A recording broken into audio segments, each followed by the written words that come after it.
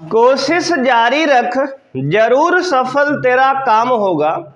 कोशिश जारी रख, जरूर सफल तेरा काम होगा। तू बस धैर्य बांधे रख, एक दिन तेरा भी शीर्ष पर नाम होगा। हेलो बच्चों, कैसे हैं आप लोग? उम्मीद करते हैं आप लोग बढ़िया होंगे। तो आज की क्लास में हम लोग बात करने वाले हैं बच्चों अपव्यूह यानी कि मैट्रिक्स चैप्टर। बच्चे क्लास 12 का ये चैप्टर नंबर 3 है और बहुत ही आसान चैप्टर है। तो बच्चों आज हम लोग मैट्रिक्स यानी कि अपव्यूह को स्टार्ट करेंगे। तो आइए बच्चों सबसे पहले देखते हैं उसकी डिफिनेशन क्या है, परिभाषा क्या है। बच्चे अपव्यूह को कहते हैं, अपव्यूह संख्याओं, अपव्यूह संख्याओं एवं फलनों का एक आयताकार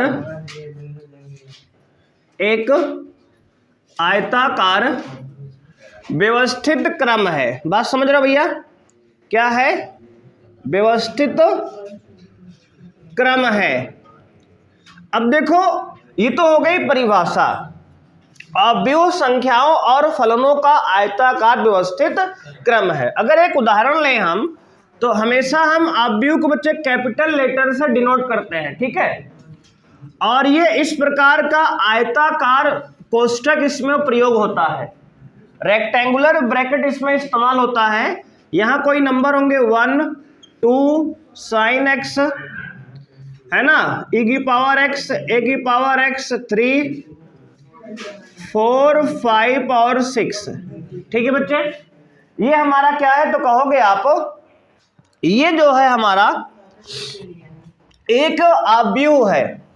अब देखो इसमें फलन कौन कौन है तो कहोगे सर sin x, e की पावर x, a की power x। sin x trigonometric function है, त्रिकोणमितीय फलन है। e की पावर x चरघातांकी फलन है, a की पावर x भी चरघातांकी फलन है। बात समझ में आई? 1 2 4 5 6 क्या है? संख्याएं हैं, नंबर्स हैं। इतनी बात क्लियर है? देखो बच्चे ये क्या है अपव्यूह तो कहोगे संख्याओं और फलनों का आयताकार व्यवस्थित क्रम है। मतलब इसमें संख्याएं होंगी, इसमें फलन होंगे। बस बात समझ में आ गई ना? कुल मिला के अगर हिंदी में समझे इस बात को देसी भाषा में, तो मतलब एक ब्रैकेट होगा इस प्रकार का, उसके अंदर कुछ नंबर कुछ फलन लिखे होंगे, इसी को अपव्यूह कहते हैं हम लोग। बात क्लियर है? अब देखो अपव्यूह में आपको कुछ चीजें ध्यान देनी है। जो अपव्यूह के अंदर ये संख्याएं और फलन लिखे गए हैं इसे कहते हैं अपव्यूह का अवयव, एलिमेंट ऑफ मैट्रिक्स, ठीक है। तो लिखेंगे नोट करके इस बात को, संख्याओं साथ में लिखते रहो हमारे, संख्याओं और फलनों को, क्योंकि बहुत आसान बातें आज हो रही है, संख्याओं और फलनों को, क्योंकि ये सब नामकरण है, देखो आपको याद रखना है, नाम है ये सब। संख्याओं और फलनों को अपव्यूह का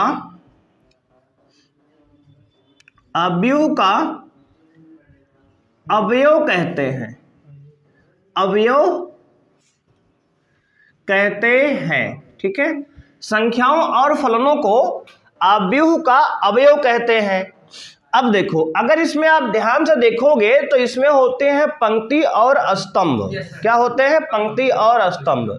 अगर ध्यान से देखो ये जो पड़ी लाइन है, देखो इस प्रकार वाली, ये पंक्ति 1 है, R1, रो 1, इंग्लिश में रो कहते हैं, हिंदी में पंक्ति कहते हैं, ठीक है।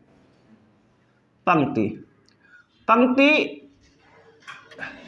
1 है। और ये जो खड़ी पड़ी लाइन दूसरी वाली है इसे कहते हैं R2, पंक्ति 2। और ये जो तीसरी है इसे कहते हैं पंक्ति 3, R3। मतलब ये पंक्ति 3 है, पंक्ति 3 है और ये पंक्ति 2 है। बात समझ में आई जी? कोई समस्या किसी को यहां तक पंक्ति समझने में? देखो जो ये पड़ी लाइन है, बात समझ रहे हो ना, उसे क्या कहते हैं? मतलब हॉरिजॉन्टल लाइन, उसको हिंदी में कहते हैं क्षैतिज रेखा, है ना, क्षैतिज रेखा। ये वाली रेखा देखो, ये ऐसी रेखा जो बनी है, ऐसी रेखा जो है, ये जो एलिमेंट है इसे कहते हैं पंक्ति। जो पड़ी है है ना, जो पी के पढ़ा वो सबसे बड़ा कहा गया है ना। तो अभी क्या है, ये पंक्ति है, देख रहे हो ना। अब देखो जो खड़ी लाइन है ये वाली, अच्छा इसमें थोड़ा गड़बड़ दिखने लगा है, थोड़ा सही कर देते हैं, देख लो ध्यान से। ये है कॉलम 1, इसे कहते हैं स्तंभ 1, स्तंभ 1, समझ रहे हो भाई। और जो दूसरी खड़ी लाइन है इसे कहते हैं कॉलम 2, स्तंभ 2। और ये तीसरी जो खड़ी लाइन है इसका नाम है कॉलम 3, स्तंभ 3। बात समझ में आई। तो इसमें होते हैं पंक्ति और स्तंभ, बात समझ में आई। तो आव्यूह में डिफिनेशन बताया हमने अभी तक आपको कि आव्यूह संख्याओं और फलनों का आयताकार व्यवस्थित क्रम है, बोलो हाँ या ना। इसमें जो संख्याएं और फलन है इनको आव्यूह का अवयव कहते हैं, ये भी बात क्लियर है। उसके बाद भाई बताया हमने कि इसमें जो है आव्यूह को आयताकार कोष्ठक से लिखते हैं और इसके एलिमेंट को कैपिटल ए से डिनोट करते हैं आव्यूह को, ये कैपिटल कोई भी एलिमेंट हो कैपिटल से। अब यहाँ पे जो अंदर है नंबर यानी संख्याएं और फलन होते हैं, और जो बड़ी लाइन बनी है ये हॉरिजॉन्टल लाइन, क्षैतिज रेखा, क्षैतिज रेखा ये है, इसको कहते हैं पंक्ति। पंक्ति 1, पंक्ति 2, पंक्ति 3। जो खड़ी लाइन है वर्टिकल लाइन इंग्लिश में कहते हैं, ऊर्ध्वाधर रेखा हिंदी में कहते हैं, मतलब खड़ी लाइन समझो सीधा। इसे कहते हैं स्तंभ यानी कि कॉलम 1, कॉलम 2, कॉलम 3। हम लोग डिनोट करेंगे R1, R2, R3, C1, C2, C3। थोड़ा सा आप इंग्लिश में याद रखना क्योंकि ऑपरेशन जो लगाएंगे आगे हम, क्या डॉक्टर बन जाएंगे आज? हाँ देखो सब कुछ मैथ में पढ़ोगे ना, डॉक्टर बन जाओगे, इंजीनियर बन जाओगे, सब कुछ बन जाओगे। यहाँ ऑपरेशन भी किया जाएगा, तो ऑपरेशन जब लगाएंगे कोई हम, तो वहाँ पे C1, C2, C3, R1, R2, R3 का यूज करेंगे, इसलिए आप ऐसे ही याद रखो। बात समझ में आई जी? इतनी बातें क्लियर है। अब देखो एक वर्ड इसमें आएगा आव्यूह की कोटि। क्या आएगा भाई? आव्यूह की कोटि। तो अगला लगाएंगे हेडिंग आप, आव्यूह की कोटि क्या होती है? आव्यूह की कोटि, आव्यूह की कोटि, बात समझ रहे हो? आव्यूह की कोटि क्या होती है? देखो भाई, अगर पंक्ति की संख्या, पंक्ति की संख्या यम हो, कितनी हो? यम हो, और स्तंभ की संख्या, स्तंभ की संख्या n हो, कितनी हो? n हो, तो जो आव्यूह की कोटि होता है m क्रॉस n होता है। क्या होता है? m क्रॉस n, mn नहीं बोलेंगे, m क्रॉस n। मल्टीप्लाई नहीं करेंगे, क्रॉस लगा रहे हैं क्योंकि इसका मतलब ऑर्डर होता है, कोटि होता है। थोड़ी देर बाद समझ में बात आएगी ऐसा क्यों बोल रहे हैं हम, इसको मिला नहीं सकते। जैसे यहां लिखेंगे कितने पंक्ति है, देखो 1, 2, 3 पंक्ति, तो 3 पहले पंक्ति की संख्या मल्टीप्लाई, 1, 2, 3 स्तंभ, 3 गुणे 3। इसको 9 नहीं बोलेंगे, हाँ बता रहे हैं, गलती होगी यहाँ से। क्यों नहीं बोलेंगे तो थोड़ी देर बाद समझ में भी आ जाएगा कि 9 क्यों नहीं बोलेंगे। 3 गुणे 3, इसका मतलब 3 पंक्ति है, 3 स्तंभ है। बात समझ रहे हो? पहले पंक्ति बोलते हैं, बाद में स्तंभ को लिखते हैं। बात क्लियर है? पहली पंक्ति दूसरा स्तंभ होता है, ये सब ऑर्डर फिक्स है। बात समझ रहे हो? तो 3 गुणे 3 जब कहीं लिखा है समझ जाओ कि 3 पंक्ति 3 स्तंभ। 3 गुणे 2 लिखा है, 3 पंक्ति 2 स्तंभ, इसका मतलब ये होता है। तो आव्यूह की कोटि क्या होता है? m गुणे n, यानी इसका कोटि बताएं 3 गुणे 3। बात क्लियर है? अब देखो आव्यूह के अवयव,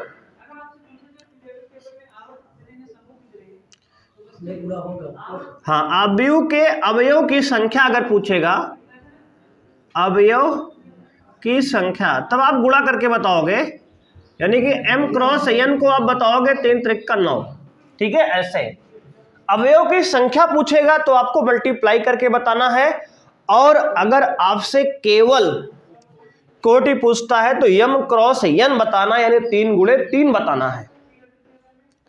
बात समझ में आई जी? तो आव्यूह में इतनी बातें आप समझ गए। अब देखो एक उदाहरण और लिखते हैं, जैसे हमने लिखा उदाहरण यहां पे, आव्यूह b बराबर लिखा हमने 1, 2, 3, 4 5 6 ये है अवयव हमारा। इसमें आप बताएंगे कितने पंक्ति हैं कितने स्तंभ हैं। तो कहोगे इसका ऑर्डर कोटि क्या है, तो कहो कोटि जो है 2 पंक्ति 3 स्तंभ, तो 2 गुणे 3। बात समझ में आई? ऐसे लिखेंगे। बात क्लियर है जी? अवयव की कोटि क्या है, 2 गुणे 3 है। अवयव के अवयव की संख्या क्या है, तो कहोगे 6 है ना। ये एक उदाहरण लिख दिया हमने। चलो इतना बात समझ में सबको आगे जी? बहुत आसान बातें हैं, नोट कर लो, कोई समस्या हो बताओ यहां तक। अब देखो बच्चे इसके आगे समझते हैं। अवयव के कोटि हो गया, अवयव के अवयव की संख्या हो गई। अब आपको ध्यान देना है संक्षिप्त रूप। अवयव का कॉम्पैक्ट फॉर्म इंग्लिश में कहते हैं संक्षिप्त रूप क्या होता है। इसको हम संक्षिप्त रूप में लिख सकते हैं। उसके पहले आप समझो, कभी अगर AIJ कहीं लिखा है, AIJ, इसका मतलब क्या होता है? इसका मतलब होता है AIJ। AIJ का मतलब क्या है, तो कहोगे IV पंक्ति जेवा स्तंभ। ठीक है, मतलब आई पंक्ति के लिए आता है, जे स्तंभ के लिए आता है, मतलब ये है ना। बात समझ रहे हो? आई पंक्ति के लिए और जे स्तंभ के लिए आता है। पहले पंक्ति हमेशा लिखा जाएगा, जैसे M क्रॉस N में भी पहले पंक्ति ही आया था ना। अब देखो इसका संक्षिप्त रूप क्या है, जिसे कैपिटल A बराबर लिख दिए AIJ और ब्रैकेट के अंदर M क्रॉस N, ये इसका संक्षिप्त रूप है। क्या डालोगे हेडिंग? अवयव का संक्षिप्त रूप। अवयव का संक्षिप्त रूप। अवयव का संक्षिप्त रूप। बात समझ में आई? अवयव का कैसा रूप है भैया, तो कहोगे आप संक्षिप्त रूप है। बात क्लियर है? इसको संक्षिप्त रूप में ऐसे लिखते हैं। अब देखो इसमें भैया जो AIJ आपका है, इसको ऐसे भी लिख सकते हैं कि AIJ बराबर जो I की वैल्यू है वो 1 से लेकर के M तक होगी, J की वैल्यू जो है 1 से लेके N तक होगी। ठीक है ना। ऐसा अगर बुक में कहीं लिखा है तो परेशान नहीं होने का, मतलब I का मान 1 से लेके M तक कुछ भी हो सकता है, 1 से कम नहीं होगा। N का मान और J का मान, J माने स्तंभ की संख्या है, 1 से लेके N तक कुछ भी हो सकता है। बात समझ रहे हो? ये कोटि के लिए आपको बताया गया है। बात क्लियर है? उसके संक्षिप्त रूप में इस प्रकार से हम लिखते हैं कि AIJ एक अवयव है जिसका कोटि M क्रॉस N है। इसको ऐसे लिखे या फिर ऐसे लिखे, दोनों का मतलब वही है। बात क्लियर है जी यहां तक? ये अवयव का कौन सा रूप है, तो कहोगे आप संक्षिप्त रूप है। इतना बात क्लियर है? अब देखो अवयव एक बनाते हैं, यहां पे इसको ऐसे लिखते हैं। देखो A बराबर, जैसे मान लो ये आपको दिया गया है एक अवयव AIJ जिसकी कोटि है 3 गुणे 2। क्या है? 3 गुणे 2। इसको आपको बनाना है। ठीक है, अभी रफली बनाएंगे, मतलब एलिमेंट की नंबर नहीं रहेंगे, स्ट्रक्चर बनाएंगे। स्ट्रक्चर क्या होगा, तो इसका स्ट्रक्चर आओ देखते हैं। स्ट्रक्चर तो भैया इसका, हाँ, इसकी संरचना कैसे बनेगी? अच्छा, संरचना केमिस्ट्री में होती, यहाँ भी आ गई, बिल्कुल है ना। यहाँ वाली संरचना नहीं है, यहाँ आसान होगी बिल्कुल। यहाँ 3 गुणे 2 का हमें एक अवयव बनाना है। तो देखो भैया सबसे पहले A बराबर लिखा हमने, देखो ये यहाँ 3 स्तंभ होंगे और 2 पंक्ति होगी, तो क्लियर है आपको, मतलब 2 पंक्ति होगी 3 स्तंभ होंगे। वो सारी उल्टा बोल दिएगा। अच्छा 3 गुणे 2 लिखे हैं ना, इसको 3 गुणे 2 करो को बनाते हैं, फिर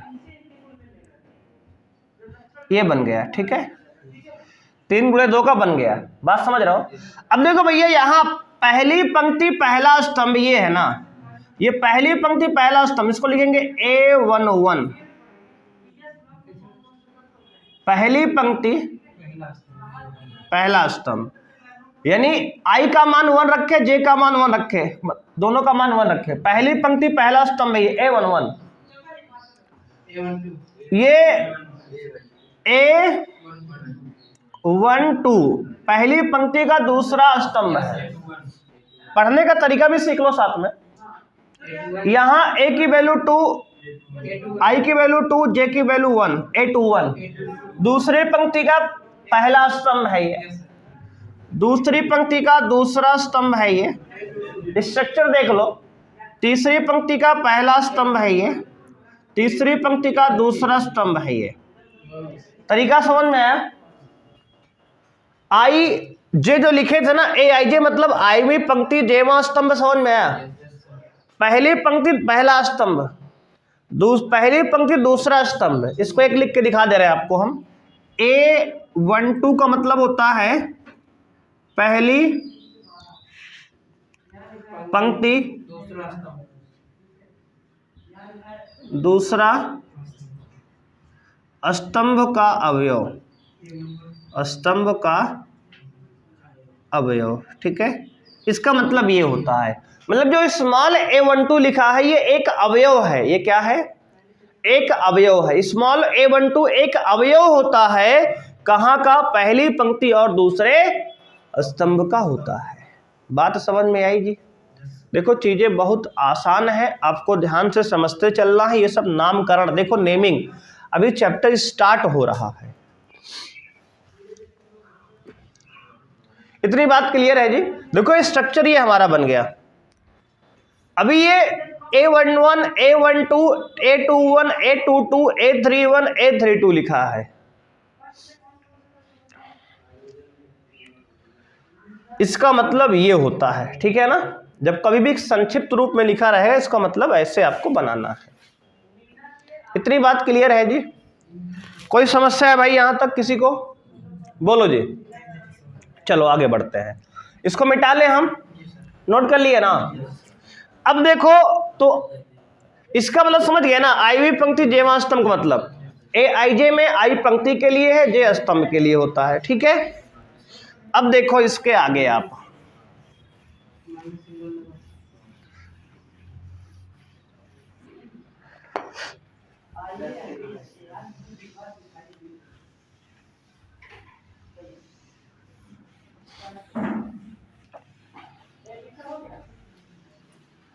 अब एक व्यू हम बता रहे हैं, ए बराबर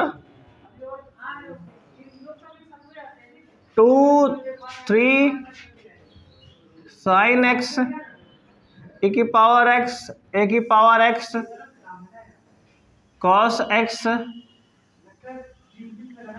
tan x 7, 11। आपको बताना है A12 की वैल्यू कितना है। देखो एनसीईआरटी का पहला प्रश्न यही है कि ए ऐसे निकलवाएगा आपको, A12 पहली पंक्ति का दूसरे स्तंभ का अवयव कौन सा है, तो कहोगे ये 3 है ना? ये देखो ये अवयव है। और A23 क्या है? बहुत सही, cos x। यही पहचानना सीखना है हमें, इसलिए उसको बताया पहले, ठीक है। स्ट्रक्चर उस तरह काम का नहीं था, वो हमें ये पहचानना था ओरिजिनली। अब देखो A33 बताओ 11, A32 बताओ 7। पकड़ लेना बात को। देखो ये A33 यही है, ये A33 है, और ये क्या है? ये वाला A13 है ना? बात समझ रहे हो? और ये वाला कौन है? ये वाला A21 है, ठीक है ना? समझ पा रहे हो भाई? यहां तक कोई समस्या है?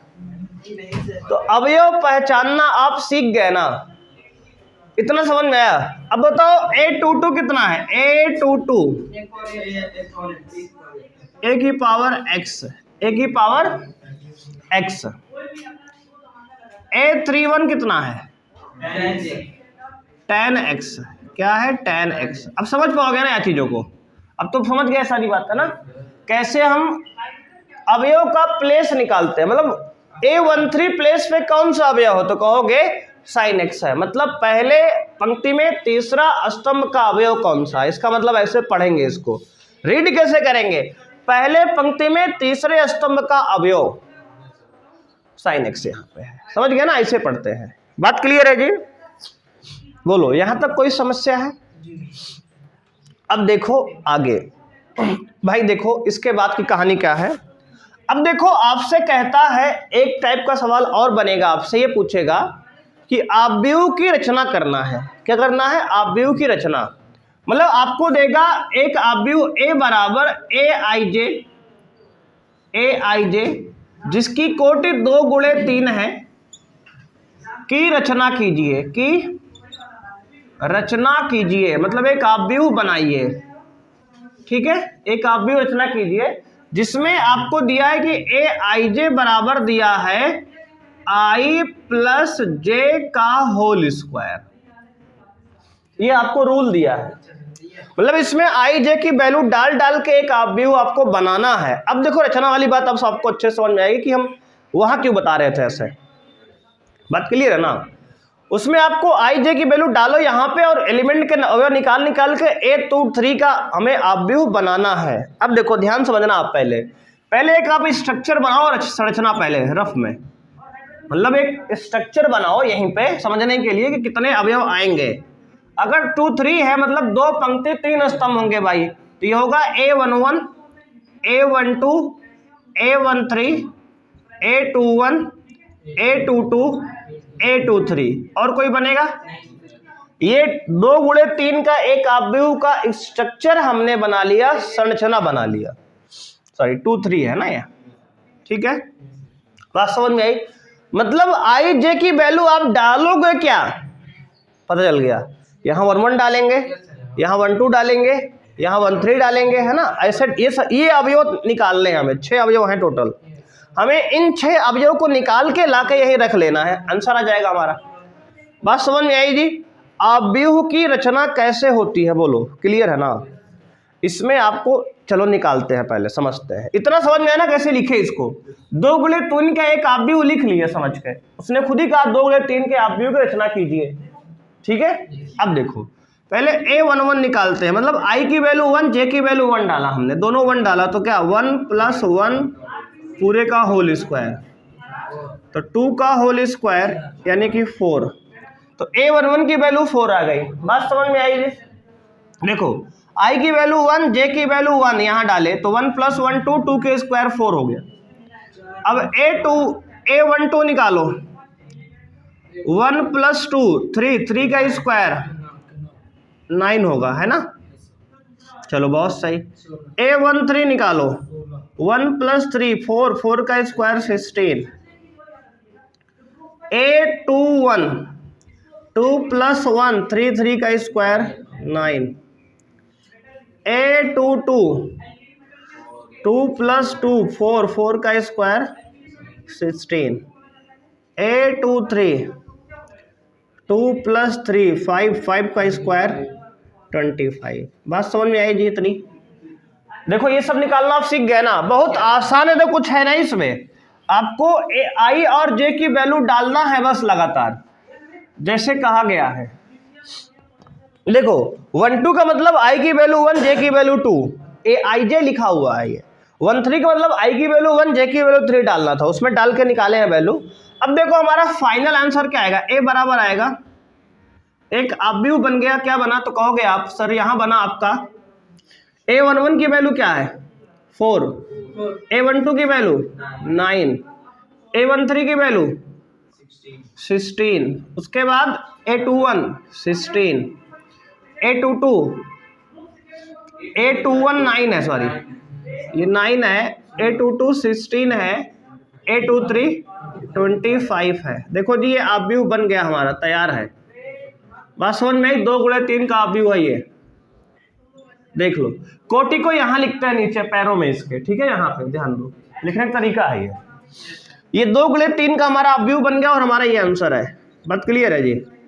तो ऑब्व्यू की रचना आप कर लोगे। आप इस तरह के सवाल एनसीईआरटी में 2-3 सवाल दिया गया है, आपको करना है, ठीक है।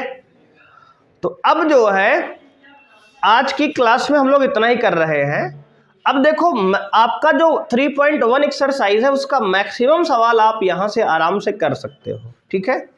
यहां से मतलब 1-2 सवाल छोड़ के लगभग पूरा हो जाएगा, समझ रहे हो कि नहीं। बहुत आसान टॉपिक है ये। इस पे अगर इंट्रोडक्शन को ध्यान से आप सुनोगे इसको तो इसके सवाल मैक्सिमम आप कर लोगे। मतलब 1-2 सवाल शायद बचेगा जिसमें आप व्यू के प्रकार का है वो थोड़ा बचेगा और आप कर लोगे यहाँ तक का, ठीक है ना। बच्चे आज के लिए इतना ही, मिलते हैं नेक्स्ट क्लास में। इसको अच्छे से आप नोट कर लीजिए और समझ लीजिए, आप सवाल करने का प्रयास करिएगा। एनसीईआरटी का 3.1 जो है आपका होमवर्क रहेगा, आप करिएगा, ठीक है।